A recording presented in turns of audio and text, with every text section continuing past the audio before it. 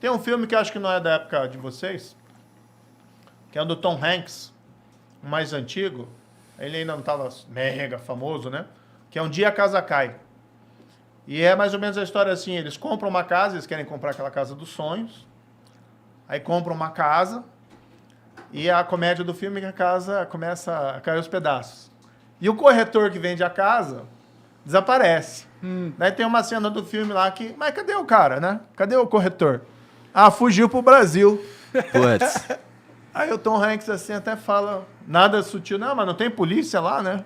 Não tem justiça. Cara, às vezes parece que não tem. E agora você tem essa reação. Mas na Lava Jato, não. Na Lava Jato, você estava me perguntando, né? As pessoas começaram a mudar. O criminoso começou a confessar os crimes. Isso nunca aconteceu no Brasil. De um cara que roubou dinheiro. Devido à delação premiada, você imagina? Devido à delação. E por quê? A delação só funciona quando o criminoso começa a perceber que o sistema de justiça está funcionando. Porque, assim... se eu colaborar, eu consigo uma redução da minha pena. Se eu não colaborar, nada vai acontecer comigo, porque a justiça não funciona. Qual que você vai escolher? A segunda opção. A segunda opção. Na Lava Jato, como a gente inverteu essa lógica, e como o pessoal começou a ver o pessoal ir preso, o pessoal ser condenado, dinheiro sendo recuperado, alguns começaram a mudar de lado. A entender, olha, vou colaborar que é o melhor caminho. Como é nos Estados Unidos. Nos Estados Unidos, se o cara comete um crime, a chance dele ser punido rigorosamente é gigantesca.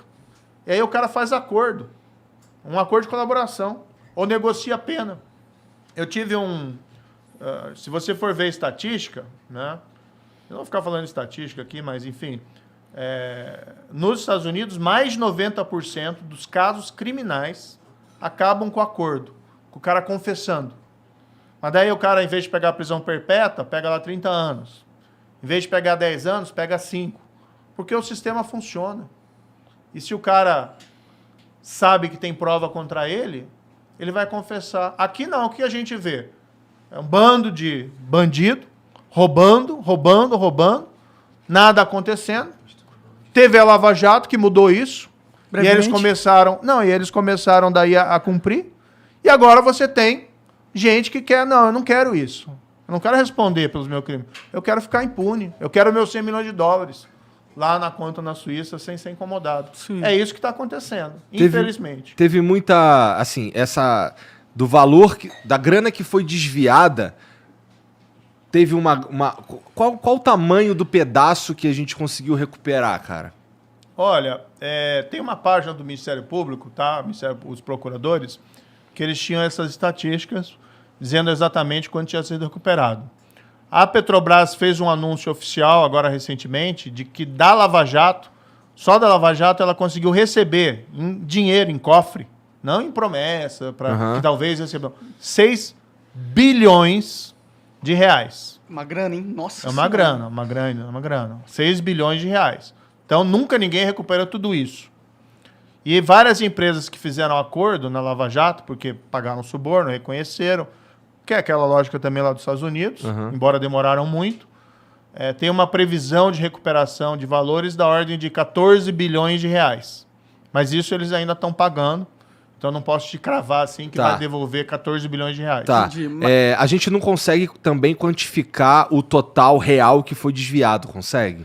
É difícil, né? Porque corrupção, o problema assim, é um crime que você tem nas sombras.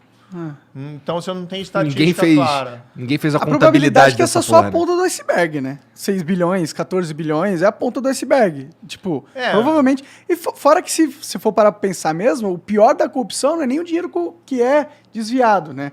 O pior da corrupção é que toda a lógica do serviço público, onde ele vai se desviar o dinheiro, ela é toda corrompida e toda feita de uma forma ineficiente para que haja a corrupção. Então aí você tem um mecanismo onde, fora eles roubarem, eles prejudicam o serviço público de um jeito que, para mim, é mais danoso que o próprio roubo em si. Não, você tem toda a razão. Tem um problema que é o desperdício. Então, o que acontece? Quando você tem o serviço público contaminado pela corrupção, por corrupto, o cara está pensando em prestar o melhor serviço para o cidadão ou ele está pensando na melhor oportunidade que ele tem de ganhar propina? É isso que a gente viu muito no caso da Petrobras, mas também em outros casos. Para te dar um exemplo aqui que ficou famoso, que foi a Petrobras comprou uma refinaria no exterior, que é a tal da refinaria da Passadina, que ficou famoso. Tá? Uma refinaria toda acabada, toda fodida, tudo mais. Sabe como é que ele acabou revendendo mais barato que a gente pagou, né? Exatamente. Sabe como é que era o apelido da refinaria que eles chamavam? Internamente, lá na Petrobras? Ruivinha. Ruivinha. Por causa da ferrugem. Putz. Tava tudo enferrujado. Puta, Daí, assim, então os caras sabiam, né? Os caras não, sabiam totalmente. Eles até confessaram. Né? Tem gente que confessou que recebeu suborno da empresa da empresa vendedora, que vendeu para a Petrobras. Né? Chamavam de Ruivinha. Tá? E assim, o que eu entendi daquela história? Eles quiseram comprar uma refinaria velha, e daí por valor acima do que era, tanto que depois venderam por valor menor, mas porque o cara estava pensando no contrato de reforma da refinaria, porque ia ser o outro, aí que ia ser o esquemão, quer dizer, a compra da refinaria, que já era um esquemão, para eles era um esqueminha. Caralho. Daí eles queriam a reforma, um contrato de reforma, que aí ia ser o grande esquema. Então você procura uma refinaria velha. É como se você fosse alguém te dá dinheiro para comprar um carro, um amigo teu. E aí, em vez de você comprar um carro novo, você compra um carro velho, e daí você vai pro teu amigo, só encontrei um carro velho, você me dá mais dinheiro para reformar o carro? Né? E você vai embolsando esse dinheiro. Então, quando a gente fala no valor do suborno que você recuperou, é uma coisa. O valor do prejuízo, isso aí deve ser umas 10 vezes mais. É mais que dinheiro também, é vidas, né? Tipo, é vidas, né? É todo o povo brasileiro que tem uma estrutura caótica porque não faz sentido ter uma estrutura boa se você quer só ganhar dinheiro com ela, né? Voltando, já que a gente tá falando da Lava Jato, esse lance da... Porque assim, quando a gente tá falando de corrupção, a gente tá falando do político, nesse caso, e estamos falando também da empresa das empresas que o corrompem e tudo mais. No caso da Lava Jato, a gente viu todo mundo indo para o espaço aí, né?